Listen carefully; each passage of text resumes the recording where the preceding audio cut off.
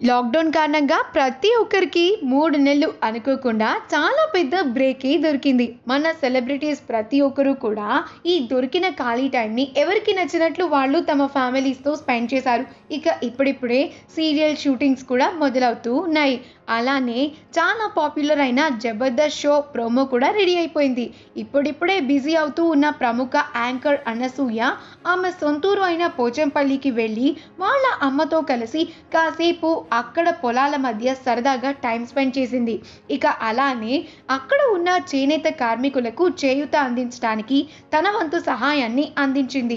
వాళ్ళకి కావాల్సిన నిత్యావసర సరుకుల్ని పంపిణీ చేసింది. వాళ్ళకి తన సపోర్ట్ ఎప్పుడు కూడా ఉంటుందని తెలియచేసింది. ఇక ఆ పిక్చర్స్ అన్నీ కూడా సోషల్ మీడియా వేదికగా పంచుకుంది. ఈ కష్టమైన సమయాల్లో తన వంతు సహాయం అందించడం అంటే చాలా గొప్ప విషయం అని చెప్పొచ్చు.